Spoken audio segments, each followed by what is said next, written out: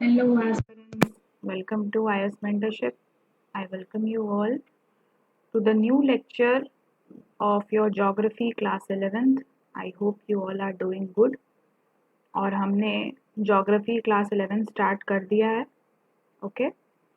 So I want you all to focus in chapter 2 now. क्योंकि chapter 2 भी बहुत ज़्यादा interesting होने वाला है. It will talk about your evolution of Earth. Okay, how Earth has been formed and what was the previous processes which were occurring, ये सब के बारे में हम कवर करेंगे. ठीक है. So this is all about your today's chapter. Class 11 start कर दिया है हमने. Class 11th और class 11th के पहले class 10 तक हमारा अच्छे से holistically we have covered it. तो I request you all new students, जो भी new students हैं वो पहले class 6 से 10 तक देख लें. उसके बाद इस lecture पे आइए. और जो नए स्टूडेंट्स हैं आई होप कि आप लोग रेगुलर होंगे अपने लेक्चर में. ठीक है, चलिए स्टार्ट करते हैं आज का लेक्चर. बहुत ही इंटरेस्टिंग लेक्चर है, that is origin and evolution of earth. इसमें इस टॉपिक में जो है सबसे पहले तो सोलार सिस्टम के बारे में बात किया है, सोलार सिस्टम. और उसके पहले भी एक टॉपिक के बारे में बात किया गया है, यूनिवर्स. ठीक है, यूनिवर्स है, सोलार सिस्टम है और फाइनली फिर आपका अर्थ है. अर्थ में हमने बहुत सारे टॉपिक्स के बारे में बात किया है, जैसे लिथोस्फीयर क्या है, हाइड्रोस्फीयर क्या है. ये टॉपिक्स मैंने स्किप कर दिया है क्योंकि ये वाले जो टॉपिक्स हैं वो ऑलरेडी हमने कल ही चैप्टर नंबर 1 में कवर किया है. तो आप लोगों का टाइम वेस्ट ना हो, क्योंकि वही वही चीज़ पढ़ाने का कोई सेंस नहीं है. आप लोग टाइम बचाइए और वही चीज़ों को पढ़िए जो बाकी इंपॉर्टेंट है, जो मिस ना हो जाए. बाकी ये this I have already covered in the previous one. तो चलिए स्टार्ट करते हैं आज का lecture, starting with the introduction. See, बहुत सारे थ्योरीज आए, ठीक है, that has described how earth has came into the picture. ठीक है, बहुत सारे थ्योरीज आए, बहुत सारे जोग्राफर्स ने थ्योरी दिया, बहुत सारे रिसर्चर्स ने थ्योरी दिया. जो थ्योरी आपके लिए इंपॉर्टेंट है वो आपके एनसीईआरटी में दी गई है और वही आज हम डिस्कस करने वाले हैं. चलिए स्टार्ट करते हैं. तो देखिए, सबसे पहला थ्योरी जो है वह नेब्यूलर हाइपोथेसिस का था. किसका? Nebular hypothesis. अब ये सब जो वर्ड्स हैं वो टेक्निकल होते जा रहे हैं क्योंकि we are going deep into the geography part. ठीक. नेब्यूलर हाइपोथेसिस, नेब्यूलर क्या है? क्लाउड को बोला गया है ज्योग्राफी में. It's a very big cloud. ठीक है, nebula is nothing but it's a very big cloud type of structure. ठीक. हाइपोथेसिस मतलब study. This theory was developed by Immanuel Kant and modified in 1796 by Piri Laplace. ठीक, ये theory किसने दी गई थी? ये थ्योरी दिया था इमैनुअल कांत ने, अ वेरी फेमस पर्सन. और उसको चेंजेस, उस थ्योरी में चेंजेस किन्होंने लाया? पीरी लैप्लेस ने लाया. किस ईयर में? 1796 में. अब इस थ्योरी में बोला क्या गया? व्हाट डू दिस थ्योरी से? According to this hypothesis, the planet was formed out of a cloud of material associated with a youthful sun which was slowly rotating. देखो, इस थ्योरी के हिसाब से ये बोला गया है कि जो प्लैनेट्स है ना वो एक बड़े से क्लाउड लाइक ऑफ मटेरियल, देख रहे हो पिक्चर, बड़ा सा एक क्लाउड लाइक ऑफ मटेरियल है, उससे निकल के आए हैं. Which is associated with youthful sun, मतलब कि सन भी अभी बना नहीं है, वो शुरू हो रहा है बनना, यूथ स्टेज में है. ठीक है, विच वॉज स्लोली रोटेटिंग, वो जो है रोटेट कर रहा है अपनी एक्सिस पे, जो है वो रोटेट कर रहा है ऐसे. रिवॉल्यूशन की बात नहीं हो रही है, रिवॉल्यूशन तो ऐसे हो जाएगा किसी के आर पार घूमना, रोटेशन की बात हो रही है. ठीक है, तो ये इनका थीसिस था. क्या था? कि बहुत बड़ा एक क्लाउड था.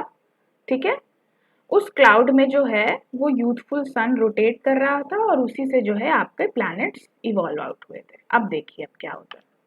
इन 1900 Chamberlain and Moulton considered that a wandering sun approached the sun, which resulted in the form of a cigar-shaped extension of material. सुनिए सुनिए बात सुनिए.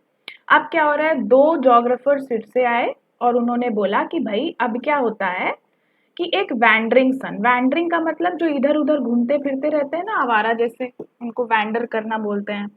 तो ये जो है एक वैंडरिंग स्टार जो है वो सन के पास अप्रोच करता है. ठीक है, देखिए ये यूथफुल सन है, सन के एक ये जो है वैंडरिंग स्टार अप्रोच कर रहा है. ठीक है, which resulted in the formation of cigar shaped extension of material। देख रहे हो ये सन है आपका, यूथफुल सन है, इसके पास जो है आपका जो है एक वैंडरिंग सन आ रहा है और ये सिगार शेप ले लिया। सिगार मतलब तो आपको पता ही होगा, सिगार शेप का ले लिया। देखो सिगार शेप ऐसा है ना, ऐसा कुछ शेप ले लिया। देखो that got separated from the solar system, और वो जो है वो सोलर सिस्टम से अलग हो गया। देखो ये आपका यूथफुल सन है, ये आपका वैंडरिंग स्टार है, ठीक है। This is your wandering star, it is coming near to the youthful sun. ये सन यूथफुल सन के करीब आते जा रहा है, तो जैसे ही करीब आ रहा है ये वाला जो यूथफुल सन है ये सिगार शेप कर लेता है। अब जैसे ही ये सिगार शेप कर लेता है उसके बाद ये सेपरेट हो जाता है, it separated from the solar system. देख रहे हो ये वाले पोर्शन का अब इधर आ गया, मतलब ये अकेला पड़ गया और ये वाला जो एक्सटेंशन है वो इधर खिसक गया, इधर आ गया। This separated material continued to revolve around the sun and slowly condensed into planets. अब क्या होता है, जैसे ही वो रिवॉल्व करता रहता है सन के, वो थोड़ी दिन बाद जो है कंडेंस होके प्लैनेट्स के फॉर्म में बन जाता है। You can see here the image, this is full image, this is the step by step processes.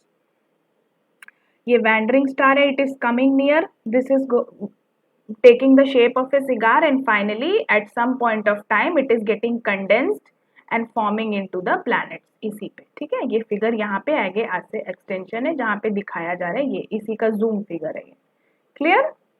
The binary theory is considered a companion to be coexisting with the sun. मतलब कि अभी तक हमने क्या समझा कि भैया एक यूथफुल सन है, एक वैंडरिंग स्टार है जो करीब आ रहा है, जैसे ही वो करीब आ रहा है ये एक सिगार शेप ले रहा है और थोड़े टाइम के बाद इसी सिगार शेप में प्लैनेट्स जो है कंडेंस हो जा रहे हैं और फॉर्म हो जा रहे हैं। ठीक है, द बाइनरी थ्योरी एक और थ्योरी है, binary theory, it considered a companion to be coexisting with the sun. मतलब कि साथ में कोई को एग्जिस्ट कर रहा है सन के। ठीक है, दिस इज द थिंग। देखो ये सिगार शेप है, it is a wandering star, it is coming near a sun and it is taking a shape of a cigar, you can see here। ठीक है, in 1950 nebular hypothesis was devised by Otto Schmid, ठीक है, and Carl Wiesager। ये Germany और Russia के सब geographers हैं, उन्होंने जो है ये नेबुलर हाइपोथेसिस जो इमैनुअल कांत ने दिया, जिसको पीरी लाप्लेस ने जो है उसको मॉडिफाई किया था, उसको वापस से मॉडिफाई कौन करता है आपका 1950 में, ओटो स्मिथ। ठीक है, और कार्ल। उनके हिसाब से according to them the sun was surrounded by a solar nebula consisting of mainly hydrogen and helium along with dust. आपका सन जो है वो बोल रहे हैं ये कि जो सोलर नेब्यूला, ये जो सन है it is surrounded by a solar nebula, cloud of solar nebula, जिसमें जो है हाइड्रोजन है, हीलियम है और डस्ट है। इसमें क्या है, हाइड्रोजन, इसमें हीलियम है और आपका डस्ट है। The friction and collision of particles led to the formation of a disc-shaped cloud and planets were formed through the process of accretion। Disc-shaped clouds मैं आपको बताऊंगी फोटो, ठीक है, नीचे फोटो है, उसमें जो है आपको डिस्क शेप, मतलब कि स्लोली ऐसा शेप ले लेगा ये ऐसा। ये जो आपका सन है, सन के आसपास जो आपका नेबुलर क्लाउड है वो डिस्क शेप का ले लेंगे। सीडी ऐसी होती है ना, बचपन में देखी होगी सीडीज कैसी होती हैं, ऐसी होती है, बीच में ऐसा रहता है डिस्क शेप्ड। ये कैसे बना, because of the collision of the particles which are present there. ठीक है, this is the thing. Now before going ahead, first let us focus on our IAS mentorship का program which is designed for you all so that you can easily crack CSE 2024। You can focus here what we are providing, A to Z programme है ये आपके लिए, सारी चीज़ें इसमें included है, there will be no anything left।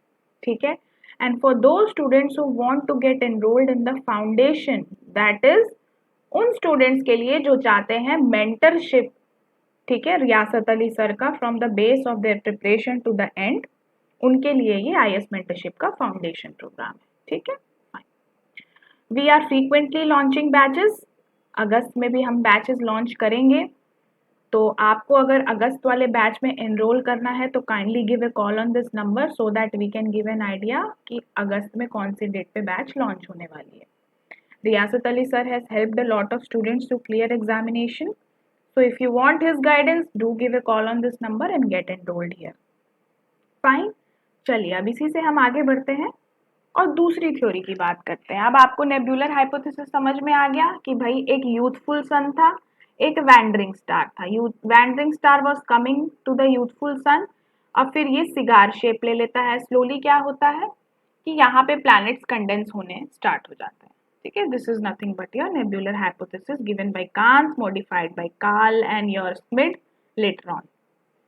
Now coming to the next theory, that is your big bang theory. ये modern theory है, ठीक है, अभी नई नई थ्योरीज जो आई हैं। बिग बैंग आप सभी को ही पता होगा, all of you must be very much familiar with the big bang, और many people, many aspirants have watch the movie also. ठीक है, नेटफ्लिक्स और प्राइम पे भी बिग बैंग की मूवी है, बहुत ही अच्छी मूवी है। If you want to see you can directly see. तो चलिए बिग बैंग थ्योरी के बारे में हम समझते हैं।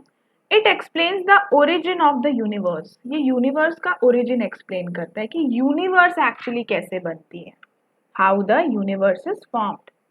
It is also called the expanding universe hypothesis. Expanding universe hypothesis भी बोला गया है क्योंकि इस थ्योरी में बोला जाता है कि यूनिवर्स हमेशा एक्सपैंड होते जा रही है, बढ़ते जा रही है, बड़ी होती जा रही है, साइज बढ़ते जा रहा है उसका। In 1927, Abbe George Lemaître, a Belgian astronomer, was the first to provide a theory on the origin of the universe. कौन भैया? एबे जॉर्ज। ठीक है, ये एक बेल्जियन के एस्ट्रोनॉमर थे। Belgian is a European country, और उन्होंने जो है थ्योरी दी थी ओरिजिन ऑफ यूनिवर्स के ऊपर। और ये जो थ्योरी का प्रूफ कि भैया हाँ एकदम सही है, एबे जॉर्ज ने जो थ्योरी दी है वो क्रिटिकली प्रूव हो सकती है, ये किसने बोला? एडविन हबल ने। Edwin Hubble, you must have heard a word, Hubble telescope. अगर आप करंट अफेयर से हूबहू हैं तो आपको बिल्कुल पता होगा कि हबल टेलीस्कोप क्या है। तो एडविन हबल ने जो है उन्होंने एविडेंस दिया कि yes actually universe is expanding, universe सच में एक्सपैंड हो रही है। ठीक है, अब according to this theory all matter that form the universe existed in one point. इस थ्योरी के हिसाब से, बिग बैंग थ्योरी के हिसाब से, सारे जो भी मैटर्स है ना वो एक पॉइंट पे पहले कंसंट्रेटेड थे। ये पॉइंट छोटा सा दिख रहा है, एक पॉइंट पे पहले कंसंट्रेटेड थे, कॉल्ड सिंगुलैरिटी। इसको सिंगुलैरिटी बोला गया है। क्या बोला गया है? Singularity. Having an unimaginable small volume, infinite temperature and infinite density. इस थ्योरी के हिसाब से सारे मैटर की शुरुआत एक छोटे से पॉइंट से हुई है जिसका नाम है सिंगुलैरिटी, और वो सिंगुलैरिटी का अनइमेजिनेबल स्मॉल वॉल्यूम था, इनफाइनाइट टेम्परेचर और इनफाइनाइट डेंसिटी। आप देख रहे हो, and universe is keeping on expanding itself. पहले ये छोटा सा सिंगुलर पॉइंट था, उसके बाद बढ़ते बढ़ते बढ़ते बढ़ते बढ़ते finally led to the evolution of human. देख रहे हो कैसे बढ़ रहा है, एक्सपैंड हो रही है, और अभी भी it is keeping on expanding just like a, जैसे टॉर्च की लाइट होती है ना वैसे ही। ठीक है, टॉर्च की लाइट जैसे स्प्रेड हो रही है वैसे यूनिवर्स भी स्प्रेड हो रहा है। Now the great event of big bang happened some 13.7 billion years ago. कुछ 13.7 बिलियन ईयर्स अगो जो है ये बिग बैंग थ्योरी जो प्रोसेस है वो हैपन हुई थी। द टाइनी बॉल जो मैंने बताया, ये जो छोटा सा सिंगुलैरिटी है, exploded which led to the huge expansion, and this expansion continues even today. अब देखो ये ह्यूज एक्सपैंड हो रहा है भाई यूनिवर्स, और अभी भी एक्सपैंड होते जा रहा है, it's keeping on expanding. There was a rapid expansion within fractions of second after the bang. ठीक है, rapid expansion. Thereafter the expansion slowed down. जैसे ही बैंग हुआ, बिग बैंग हुआ, ब्लास्ट हुआ, उसके बाद रैपिड एक्सपेंशन हुआ, और फिर वो थोड़े दिन बाद जो है वो एक्सपेंशन धीरे हो गया, धीरे हो गया लेकिन बंद नहीं हुआ। इसीलिए till now also universe is keeping on expanding. With the expansion some of the energy was converted into matter. Expansion के साथ साथ जो कुछ एनर्जी थी वो मैटर में कन्वर्ट हो गई। मैटर मतलब क्या? आपके प्लैनेट्स, आपके एस्ट्रॉइड्स, आपके मीटरॉइड्स, everything. Within the 3 minutes from the Big Bang event, the first atom began to form. 3 minute के भीतर, बिग बैंग का होने के 3 मिनट के भीतर जो है क्या हुआ? आपका पहला एटम स्टार्ट्स टू डेवलप। ठीक है, क्लियर? हाँ, Within 3 lakhs years of Big Bang, temperature dropped down to 4500 Kelvin. सोचो 3 लाख जब बिग बैंग हुआ, इसके 3 लाख साल बाद टेम्परेचर इस पे आया है, तो उस समय कितना होगा? And gave rise to atomic matter. The majority of the atom formed were hydrogen along with helium and traces of lithium. Huge clouds of these elements fused through gravity to form stars and galaxies. बहुत सारे clouds जो हैं वो fuse हो गए, ठीक है, साथ में फ्यूज हो गए to form stars and galaxies. फिर बने आपके स्टार्स, फिर बने आपके गैलेक्सीज. समझ में आ रहा है how the process is going on from the big bang, start of the big bang, formation of the first atom, and then slowly your stars and galaxies began to form. ये है आपके कौन? बताइए, who knows this person? Who is he? He is Edwin Hubble, who has finally given the proof of Big Bang theory. That universe is expanding, it is true. ठीक है? Once there were two theories of explaining the origin of universe. देखो, दो theory आई थी जो universe को explain करती है. पहली बिग बैंग थ्योरी, दूसरी हॉल्स की स्टेडी स्टेट थ्योरी. लेकिन हॉल्स की स्टेडी स्टेट थ्योरी को बहुत क्रिटिसाइज किया गया, क्योंकि इनका देखो नाम देखो थ्योरी का, स्टेडी स्टेट मतलब कि रुका हुआ. इन्होंने बोला कि यूनिवर्स जो है हमेशा सेम है किसी भी पॉइंट ऑफ टाइम पे. ऐसा तो हो ही नहीं सकता, इसीलिए इनकी थ्योरी हम नहीं पढ़ते हैं. अभी कभी तक आपने पढ़ा है हॉल्स स्टेडी स्टेट थ्योरी? नहीं, क्योंकि ये थ्योरी प्रूफ ही नहीं है, ये थ्योरी को सही नहीं माना गया. इसीलिए we are always reading the big bang theory for the evolution of universe. The steady state theory considered the universe to be roughly the same at any point of time. How is it possible? It is not possible. However, with greater evidence becoming available about the expanding universe, the Big Bang theory was confirmed. कि नहीं, steady state नहीं है, Big Bang theory ही सही है, that universe is expanding, which proposes that the universe originated from a single violent explosion of a very minute amount of matter of high density and temperature. कि हाँ भैया, universe की शुरुआत कहाँ से हो रही है? एक सिंगुलैरिटी पॉइंट से हो रही है जिसका इनफाइनाइट टेम्परेचर और डेंसिटी है. एंड जो हॉयल्स की स्टेडी स्टेट थ्योरी है, there are no evidences. Okay, fine. So this was everything about your big bang theory. अभी हमने दो थ्योरीज पढ़ी हैं. पहली थ्योरी क्या थी? Nebular hypothesis. सेकेंड थी आपकी big bang theory. Now let us try to understand a very new process of formation of stars. कैसे स्टार्स आपके फॉर्म हो रहे हैं. तो देखिए, अगर मैं आपसे पूछूं कि स्टार क्या होता है, व्हेनेवर आई से यू व्हाट इज स्टार, तो स्टार बोले तो ये आप लोग हमेशा बचपन से पढ़ते आए हैं कि स्टार का शेप ऐसा होता है. ठीक है, this is a very bad misconception. क्यों? सन इज ऑल्सो ए स्टार. सन भी तो एक स्टार है ना, तो वो क्या सन इस शेप का है क्या? That is why always clear your misconception in NCERT only. Base में ही आपके कॉन्सेप्ट एकदम ठोस हो जाने चाहिए. किसी भी तरह का कोई भी डाउट नहीं छूटना चाहिए आपके दिमाग में, otherwise it will create a very big blunder. तो प्लीज क्लियर दिस मिसकंसेप्शन कि star always has this shape. No. ठीक है, तो ये है फॉर्मेशन ऑफ स्टार्स के बारे में. Let us try to understand. Star formation is the process by which dense regions with molecular clouds in interstellar space called star forming regions or stellar nurseries collapse under their own gravitational attraction and form stars. I know कि ma'am ये सब क्या हो रहा है, ये सभी हो रहा है. This is only geography class 11. थोड़ा सा टेक्निकलिटी पे आपको आना पड़ेगा.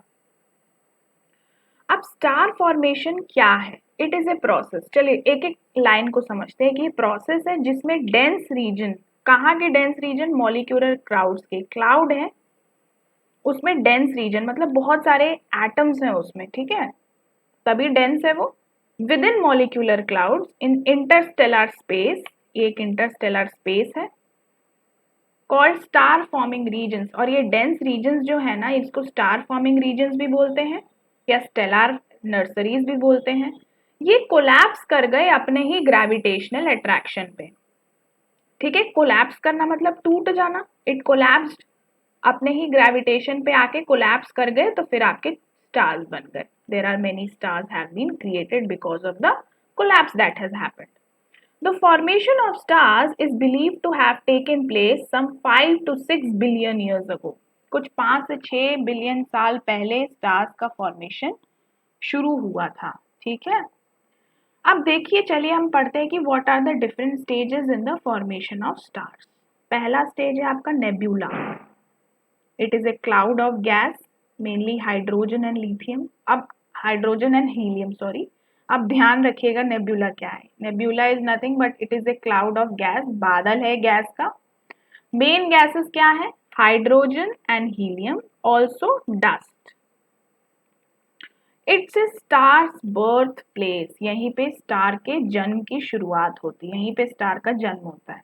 ठीक है, नेब्यूला देख रहे हो आप, क्लाउड है गैस का, ये बड़ा सा क्लाउड है. ठीक है, एक एक स्टेप का मैंने डायग्राम भी दे दिया है ताकि आप लोगों को क्लियर होते जाए.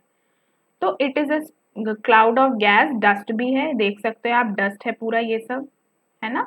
और यही स्टार की शुरुआत होती है, स्टार के बनने की. Next stage is your protostar.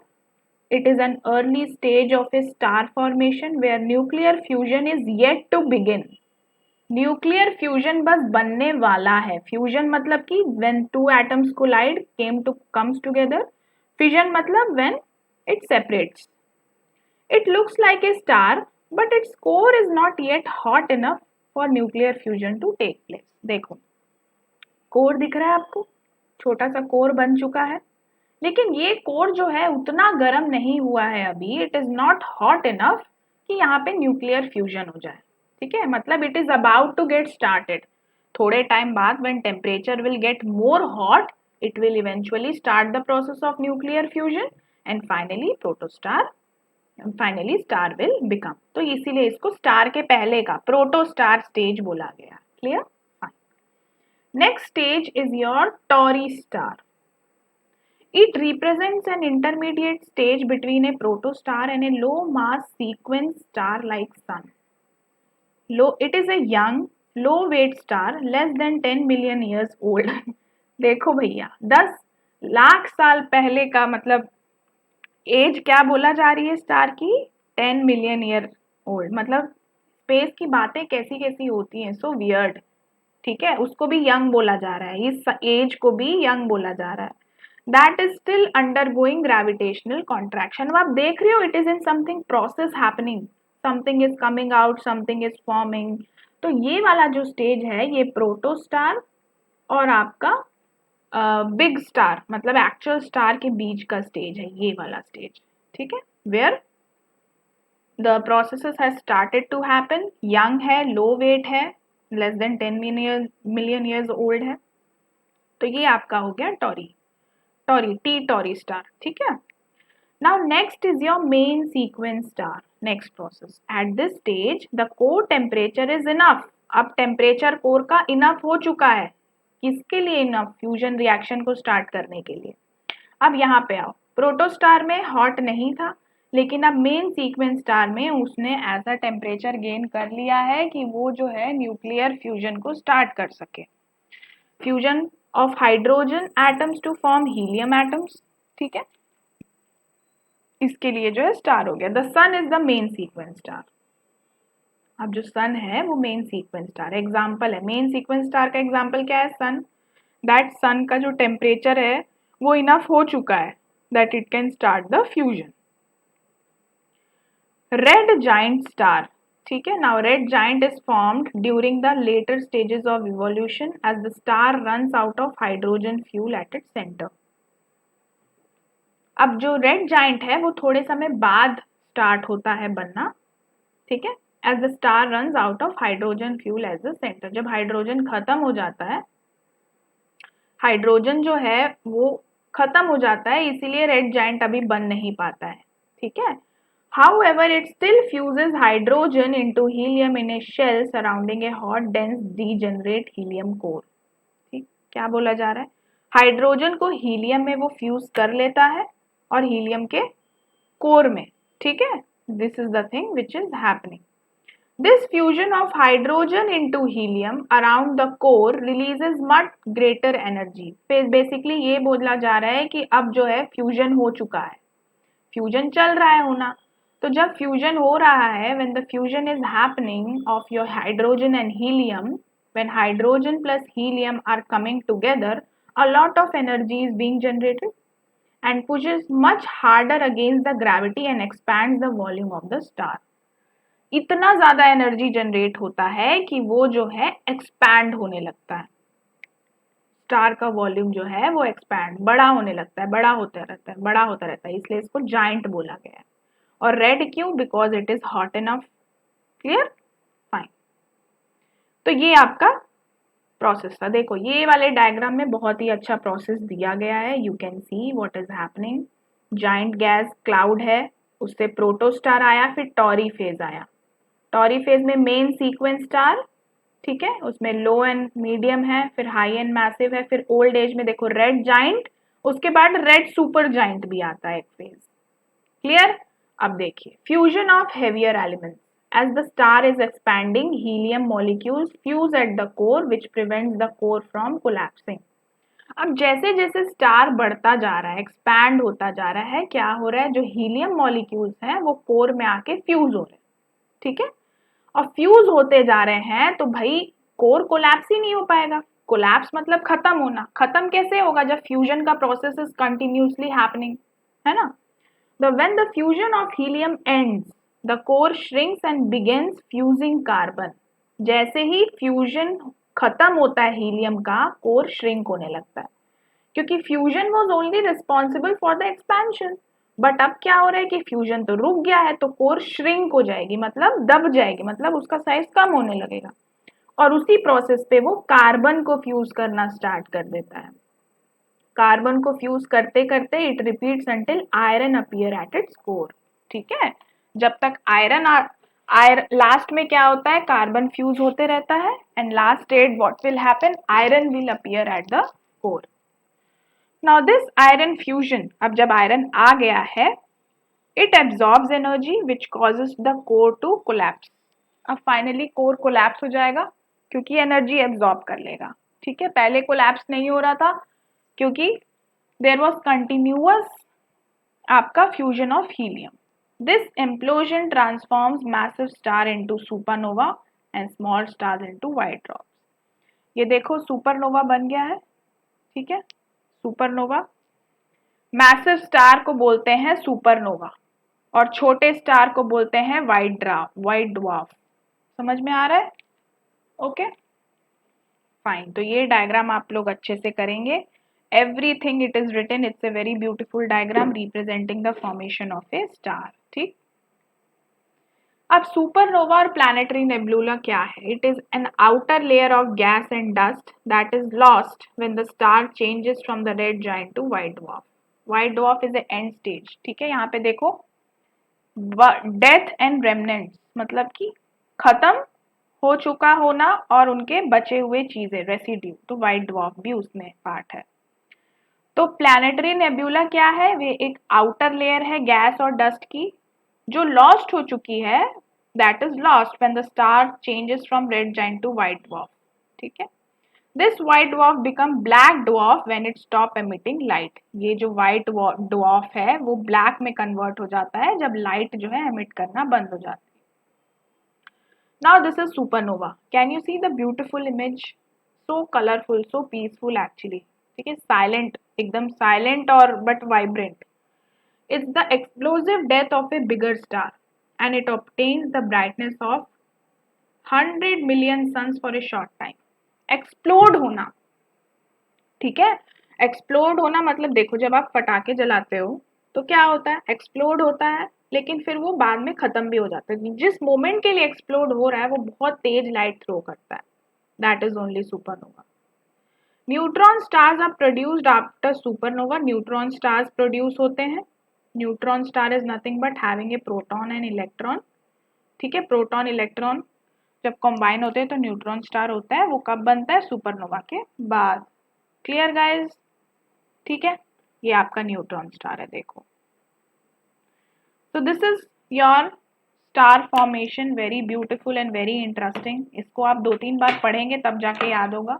शुरुआत में लगेगा कि मैम ये सब आप क्या क्या बोल रहे हो, कुछ भी समझ में नहीं आ रहा है। कुछ भी समझ में एक बार में नहीं आएगा, 2-3 बार आपको चैप्टर को रीड करना पड़ेगा। यार आप लेक्चर देख लीजिए। Fine fine.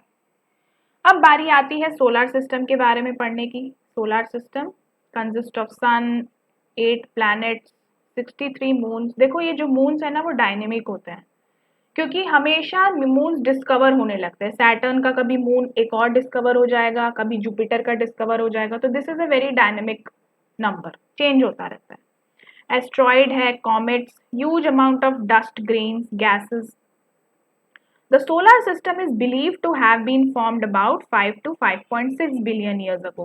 ठीक है, सोलर सिस्टम मान लो 5 से 5.5 बिलियन ईयर्स अगो पहले बना था। And the planets were formed about 4.6 billion years ago. Solar system बना 5.5 बिलियन ईयर्स अगो और आपके प्लैनेट्स बने हैं 4.6 billion years ago. The 8 planets mercury, Venus, earth, Mars, Jupiter, Saturn, Uranus, Neptune.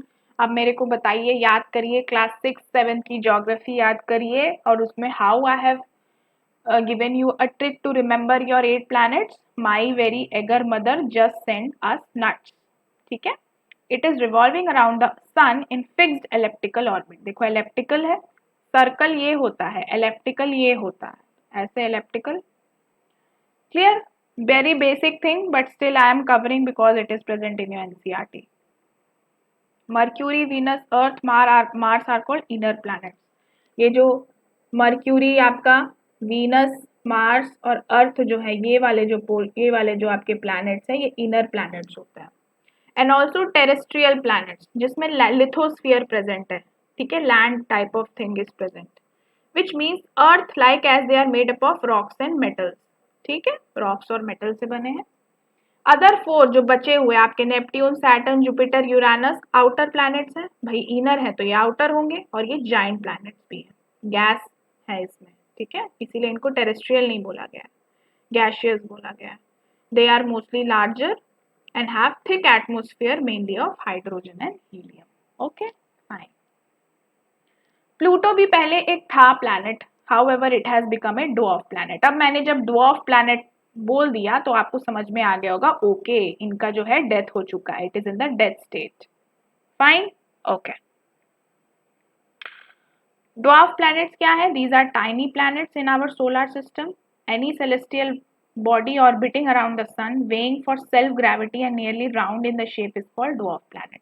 मतलब dwarf planet जो है वो ऐसे छोटे हैं। dwarf का मतलब क्या होता है? छोटा। तो जो प्लूटो है वो dwarf planet है।